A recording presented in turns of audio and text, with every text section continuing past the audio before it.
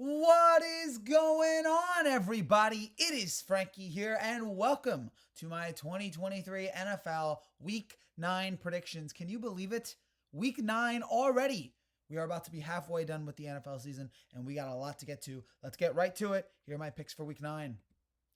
We start with the Thursday night game, the Tennessee Titans and the Pittsburgh Steelers. The Steelers are 2.5-point favorites.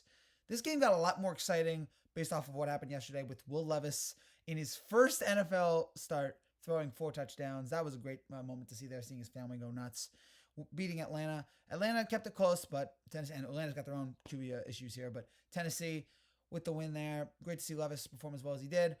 Pittsburgh, they got their own problems there with Kenny Pickett being out halfway. A lot of injuries here for the Steelers. They lose to Jacksonville. So, I mean, these are two teams that probably aren't going to make the playoffs. It's not a great Thursday night game, but there is a little excitement here. Seeing Levis. And you know what? I'm going to ride the Levis train. I'm going to say Tennessee wins this one. They cover the spread and they win. Give me the Titans plus 2.5 over Pittsburgh on Thursday night. The Miami Dolphins and the Kansas City Swifts. The Swifts are 2.5-point favorites. If you're England, if you're London, you got to be pissed off. You've been doing these games for 15 years, and you have not gotten any game that has even come close to this game. I'm upset that maybe the AFC Championship game preview is going to be in Germany. No disrespect to my friends in Germany, but this should be a game played in Kansas City. This should be an American game. But you folks in Germany, I'm sure you will enjoy it. I just wish this was happening here in the States. But this is a great game. This is a fantastic matchup. Arguably the two best teams in the AFC. Arguably two of the three best quarterbacks in the league right now with Tua, with Mahomes. Even though Kansas City coming off an awful loss, I know Mahomes had the flu, but there were so many problems. He didn't look great. 5 turnovers from Kansas City, just a sloppy game from them. And yeah, I know Mahomes wasn't 100%, but still, he needs to be better than that.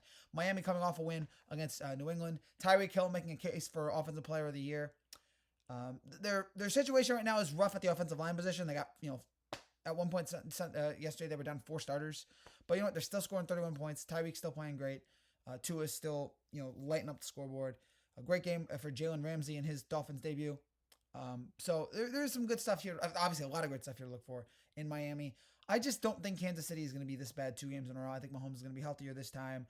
Maybe Travis will call up his female companion and tell her that she needs to come here because we've seen the stats. He's not as great when she's not in the box. So maybe he's got to pull something. It's the anti-Jessica Simpson. He plays better when she's there. So I think in this spot, it's gonna be a fun game, and I also hate that I have to wake up early to watch this game, 9:30 in the morning. But you know what? It's gonna be a terrific matchup, and I think Kansas City will win this one. I cannot imagine that they're gonna be this bad for a second game. I imagine the offense is gonna be much more dynamic. They know this is a must-win game. I think for both these teams if they want to get home field advantage. I think Kansas City will show. I think Kansas City's a better team, and I think they will show that here. Mahomes will be determined to play better, and he will. Give me the Swifts minus 2.5 over Miami in Germany. The Minnesota Vikings and the Atlanta Falcons. The Falcons are 4-point favorites. We may have seen the last of Kirk Cousins in a Minnesota Vikings uniform. Torn Achilles. I feel bad for him. I've been up and down on Cousins here if you've watched my videos over the last few years. But you hate to see that happen to any quarterback, especially a quarterback who's been in the league for so long. Just an absolute bummer. But he's now out for the rest of the season. I had a slim chance. I think Minnesota, this is disappointing because Minnesota, with the way they've been playing, I thought they had a great chance of getting back into the postseason picture. And now with Cousins, I think their chances are shot. Atlanta, on the other hand, they lost to Tennessee. They now have a quarterback situation problem. I think they're going to have to go at Heineke. They go away from Ritter, who has just been bad this year. Another terrible day for him. He got sacked 5 times. He lost the 6th fumble of the year. Only 89 total yards before he was replaced by Heineke. Heineke sparked the offense, 22nd half points, 12 for 21, 175 yards, and a touchdown. He's not turning the ball over, which is great, because he wasn't turning over there today. Ritter has been turning it over 7 times in the last 3 weeks. So I think Heineke will be in the spot, and I think whether it's Ritter or Heineke, I feel much better about it being Heineke. But with either one, I think Minnesota's just in a bad spot here. They're going to be deflated the rest of the year. Atlanta's going to be at home. I have Atlanta getting this win, and we're going to see Hodge have another great game. He had 3 catches for 75 yards. Giving the ball more. I think they're going to start to show him that here. And I think Atlanta. And also, give Bijan Robinson the ball more. Please? Come on. Let's see Bijan out there. Please. And I think in this case, Minnesota will win the game. Give me the Falcons -4 over the Vikings. The Arizona Cardinals and the Cleveland Browns. The Browns are 7.5-point favorites. Arizona losing against Baltimore there. It was an ugly win for Baltimore. We'll get to that in a second, but they hung in there. I'll give them that. Cleveland with a typical Cleveland Browns loss, losing this one 24-20. That's a game they felt like they had in the bag. Somehow they let Seattle crawl back in there and win it. I'll give PJ Walker credit for doing what he's done in Deshaun Watson's absence, and we expect that this will be the final game. We expect them to be, who the hell knows at this point with Deshaun, but yeah, it just in the fourth quarter he really he had the interception off the helmet of Jamal Adams, set up the Seahawks game-winning drive. But they are up against Arizona. They're going to be at home. I expect Deshaun to play, but who the hell knows at this point? I expect, and Deshaun will be relaxed for whatever reason. I expect the Browns to win this one here by more than 10. Give me the Browns minus 7.5 over Arizona. The Los Angeles Rams and the Green Bay Packers. The Packers are 2-point favorites. The Rams' playoff chances, I felt like, just ended with a thud to just an absolute devastating performance against Dallas. They just got rocked from minute one. Green Bay losing to Minnesota there. The Jordan Love hype train is definitely dying down right now. 3 bad starts in a row. It keeps turning the ball over. Rough one here. Give me the Rams +2. I mean, I'm not really excited about this game, but there's a lot of bad games this weekend, and this is just one of them. Give me the Rams +2. Another bad game. The Commanders and the Patriots. The Patriots are 2-point favorites. Commanders, they hung in there against Philly. All credit to them, but I mean, scoring 31. Just unfortunately, they gave up 38. And I just cannot believe. I understand this is a different team. It's not the Tom Brady Patriots, but I just cannot believe we live in a world where the Patriots are just this bad, where they're losing this many games. It really is shocking to see. And I expect another loss here. I'm going to roll the dice with the Commanders. Give me Washington +2 over New England and Mac Jones, who I'm not buying in at all. The Chicago Bears and the New Orleans Saints. The Saints are 5.5-point favorites. NFL, shame on you for making this the Sunday night game. Bears-Chargers. What was that? We knew this game was going to suck, and it did. Chargers just mowed them down. Chicago. I don't want to see Chicago in any. I don't want to see them on Red Zone, primetime, nothing. I don't want to see Chicago anymore this year. Them in Arizona, they can take a hike. Saints, on the other hand, this was the kind of Saints offense that we were hoping to see all season long. 38 points against Indianapolis. Big game from Kamara. Big game from Taysom Hill. 511 yards of offense, the most the Saints have put up in 3 years against the Vikings on Christmas Day in 2020. That was the game where Kamara had 6 touchdowns. So now they've got, they had 10 days of rest. They came in and they looked terrific. The offense really stepped up there. Defense, not the most ideal day for them. They still gave up 27. They gave up 167 rushing yards. But overall, they looked good. And I think this will continue here in this spot. At home, feeling good against a reeling Chicago team. I expect another great outing from the Saints. Give me New Orleans -5.5 over the Bears. The Seattle Seahawks and the Baltimore Ravens. The Ravens are 5.5-point favorites. This is a great game. This is an excellent game here between two top-tier teams. Seattle, great win against Cleveland. Bouncing back, coming back, getting the win. Their defense has stepped it up here in the last few weeks. 3 sacks, 3 takeaways against Cleveland, including the interception by Julian Love, setting up the game-winning score. So they've really stepped it up here. I mean, this isn't the Legion of Boom Seahawks, but they are still a very good defense.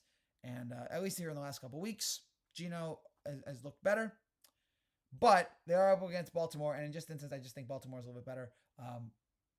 5.5-point favorites, Baltimore. The win against the Lions was incredibly impressive. Just a real statement win. This was kind of a letdown. It was a trap game for the Ravens, and they played into it, giving up 24 to Arizona. A rough one, but they got the win. They're now tied with the Chiefs, Dolphins, and Jaguars for the best record in the AFC at 6-2. They have the most favorable schedule. They have the most favorable schedule for landing the top seed in the conference. 6 of its last 9 games are at home, where Lamar's 26-8. Third best home mark since 2018 behind Mahomes and Rodgers. So the Ravens have a lot of reasons to be optimistic here going forward, to think they're going to win a. And yes, they're still very good on the offensive side. That will continue here in this game. Be a tough matchup for them, but overall, Lamar and company will get the win, and they will win this one by, I think, 7. I'll go exactly 7 on this one. Give me the Ravens -5.5 over the Seahawks. Tampa Bay Buccaneers and the Houston Texans. The Texans are 2.5-point favorites. Tampa Bay hung in there against Buffalo, but that was an ugly performance there. Houston gives Carolina their first win of the year. They're at home. See, this is the part. This is the part where, as the season gets along, you see more and more of these games that just don't really mean anything going forward. I think this is one of them. Give me the Bucks plus 2.5 over Houston. I don't know why. Here's another bad game: Colts and Panthers. Colts 2.5-point favorites. Colts get beat down by New Orleans. Carolina got their first win of the year. Congratulations to them, but they still suck. This might be the only win they get all year. Give me the Colts minus 2.5. I can't imagine Carolina's going to win 2 in a row. So give me the Colts here.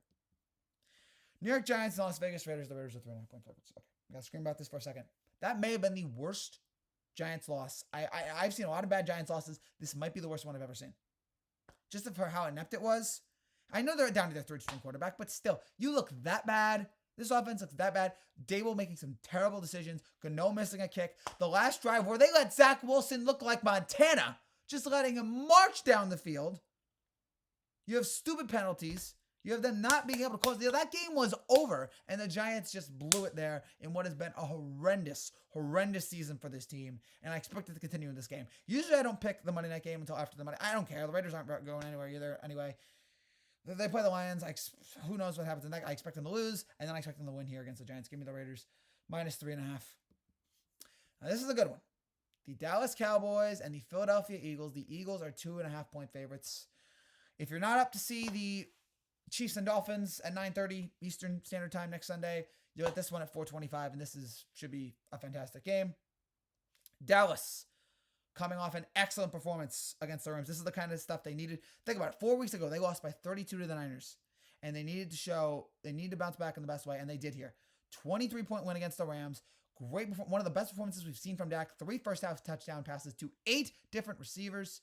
Another great game for defense. Another Deron Bland pick 6. Micah Parsons continues his case to be Defensive Player of the Year. Excellent game out of CeeDee Lamb. So great win for the Cowboys. Great win for the Cowboys. Philadelphia, on the other hand, let Washington in this game a little too long, but you know what? They still scored 38. You're able to have the defense. You're able to allow the defense to not be so great when your offense is that dynamic. A.J. Brown, what a fantastic performance. First player in NFL history to record 125 or more receiving yards in 6 consecutive games, breaking the post-merger record held by Calvin Johnson. He and Hurts are a terrific combination. Brown, 12 receiving yards on throws of 15 more yards downfield since the start of last season. That is the most in the NFL in that span. The Eagles' offense looks amazing. Hurts with another excellent outing. 4 touchdown passes. 3rd game since the start of last season in which he has at least 3 touchdowns on passes 15 or more yards downfield. No other player has multiple games of that in that span. So yeah, the Eagles' offense is just amazing, except it's weird. Their red zone offense has really struggled. It's been bad for the most part for the first 7-8 weeks. And then today they lost 2 fumbles inside the 3-yard line. The Eagles are great at the 1 because they have the tush push. But from the 2 to the 20, they really struggle. They're good from the opponent's 1 all the way to the 20. And then when they get in the red zone, they're terrible from the 20 to the 2. And then from the 1 on, they are lights out. Very weird team, but great team. And so now we got a big-time matchup here at 4:25, Fox game, Cowboys-Eagles. And you know what? I'm not ready to believe in the Cowboys yet. The Cowboys are a good team. We've seen that. But the Eagles are just better, and I have more faith in this team. I have more faith in this offense, and I have more faith in Jalen Hurts and A.J. Brown over whatever Dallas can do. I don't think Dallas is going to lose by 32. I expect that if they're going to lose, it'll be by 7 or something like that. But I expect this to be a close game, a good game. But Philadelphia is the more all-around better team, and I expect that to show up in this game. Give me the Eagles minus 2.5. The Buffalo Bills and the Cincinnati Bengals. The Bengals are 2-point favorites, which surprised me. I guess you're coming off a rough performance. Buffalo won, but it was not an ideal outing. They cannot close out any opponents. They have allowed opponents to score an average of 10 fourth-quarter points over the last 4 games, the 4th most in the NFL. We saw it with the Patriots. We saw the Giants almost come back, and now we saw it here with Tampa. But you know what? They still get the job done. The offense still puts up 24 points.